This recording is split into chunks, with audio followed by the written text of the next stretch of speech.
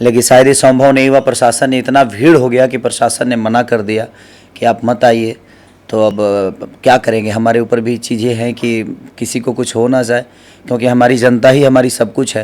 नमस्कार, मैं नीजू और स्वागत करता हूं आप सभी का अपने चैनल पता है कहां पे, भोजपुरी कनेक्ट पे। तो जी हां, चटपटी और मजेदार बातें हमेशा करता हूं और आज भाई साहब हमारे साथ पता है कौन है?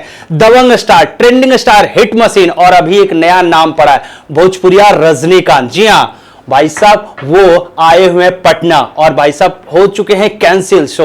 जाने वाले थे बिना थिएटर में, क्योंकि जो कहते हैं ना कि भीड़ इतना ज्यादा बढ़ गया, इसके कारण वो जा नहीं पाए। लेकिन बात करेंगे उनसे अपने इस फिल्म के बारे में, यानी कि लिट्टी चोखा के बारे में। तो सबसे पहले स्वागत करते हैं भैया का अपने चैनल पर। भैया स्वागत है। चलिए, इस चैनल के देखने वाले जितने भी श्रोता हैं सबको पैर छू कर प्रणाम कर रहा हूँ। दशहरे की ढेर सारी शुभकामना आप सबको।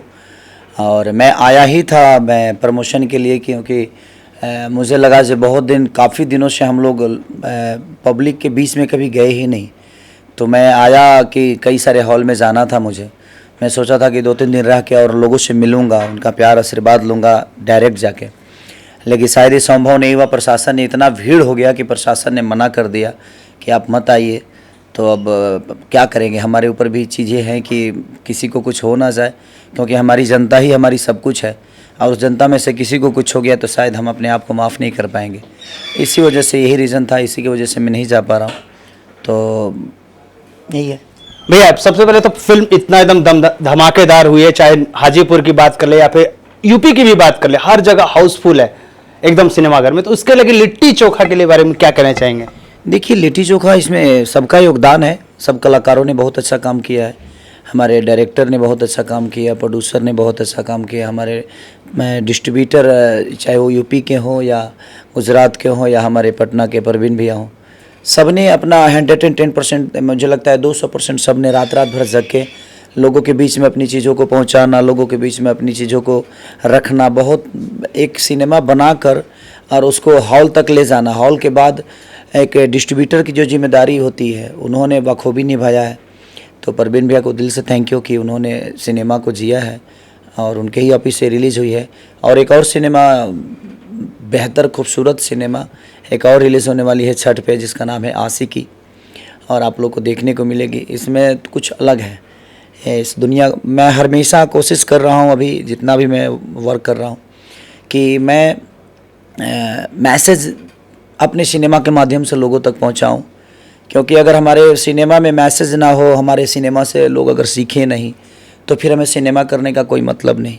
जितना दिन पैसे के लिए आदमी काम किया कि हाँ जो भी आता था, पहले बैठता नहीं था, सोचता नहीं था, अब खुद ही वर्क करना पड़ता है कि नहीं हमें अच्छा काम करना है। क्योंकि आज हर आदमी समझदार हो गया है। पहले पढ़े लिखे कम लोग होते थे तो शायद कुछ भी डालकर लोग अपने सिनेमा को चला लेते थे। आज हर आदमी समझदार है, हर घर में शिक्षित लोग हैं।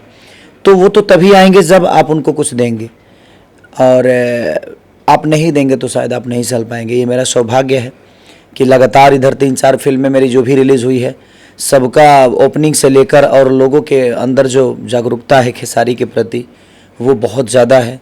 तो मैं तहे दिल से शुक्रिया अदा करता हूँ अपनी जनता को, जिसने मुझे अपने दिल में रखा है। और जब से मैं इस धरती पे आया, जब से इस दुनिया में आया, जब से संगीत लाइन में आया, तब से अपने दिल से कभी इन्होंने दूर नहीं किया मुझे। तो ये मेरा सौभाग्य है और कोशिश यही करता हूँ कि दिनों रात जग के इनके मनोरंजन के लिए मेरे सिनेमा से कुछ इनको मिल जाए, कुछ सीख मिले, समाज में अच्छी संकेत जाए, समाज में अच्छा संदेश जाए, उसकी कोशिश हमेशा रहती है। आज जो प्रोड्यूसर हैं और डायरेक्टर लिट्टी चोखा के, उनके बारे में क्या कहना चाहिए? देखिए, पराग पाटिल जी के साथ मेरी ये लिट्टी चोखा दूसरी मूवी है और तीसरी मूवी आशिकी है। उन्होंने पहला सिनेमा मेरे साथ किया था संघर्ष, दूसरा लिट्टी चोखा, तीसरा ये।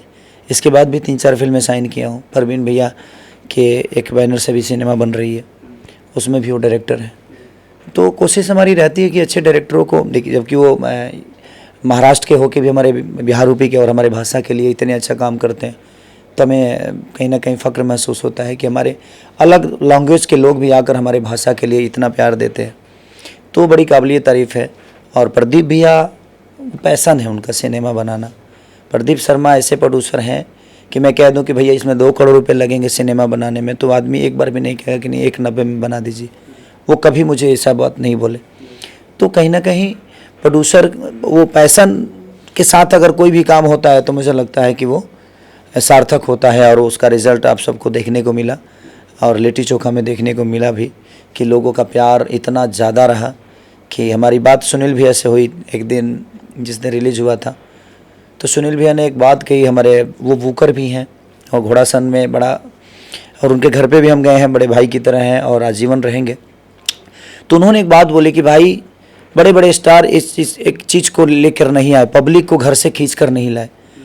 और हम लोग को फक्र होता है कि एक भोजपुरी का छोटे गांव से निकल के लड़का आज लोगों को घर से खींचकर और हॉल तक पहुंचा दिया। तो ये बड़ा खुशी होती है कि अपने भाषा आज कितना ऊपर है कि हिंदी लेवल के बड़े बड़े सिनेमा भी रिलीज हुई लेकिन लोग घर से नहीं निकले। और आप अपने बेटे के लिए, तुम्हें दुनिया बहुत प्यार करती है यार।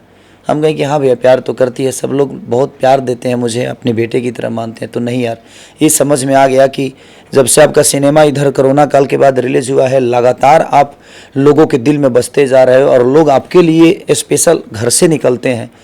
तो हम लोगों का भी, क्योंकि देखिए एक सिनेमा चलने से सिर्फ स्टार का भला नहीं होता है, अच्छा एक कलाकार का भला नहीं होता है, उससे बहुत सारे लोगों का घर परिवार जुड़ा हुआ है, सब लोगों की रोजी रोटी जुड़ी हो, चाहे वो पोस्टर चिपकाने वाले लोग हैं या ऑफिस में काम करने वाले हैं, बुकर हो, हॉल हो, या हॉल के पास ठेला लगाने वाले लोग हैं। तो एक हमें लगता है कि हम मनोरंजन करने आते हैं या हम मनोरंजन देखने आ रहे हैं, हम खेसारी को देखने आ रहे हैं, लेकिन खेसारी को देखने आकर आप कितने लोगों का घर चला रहे हैं ये आपको पता नहीं है।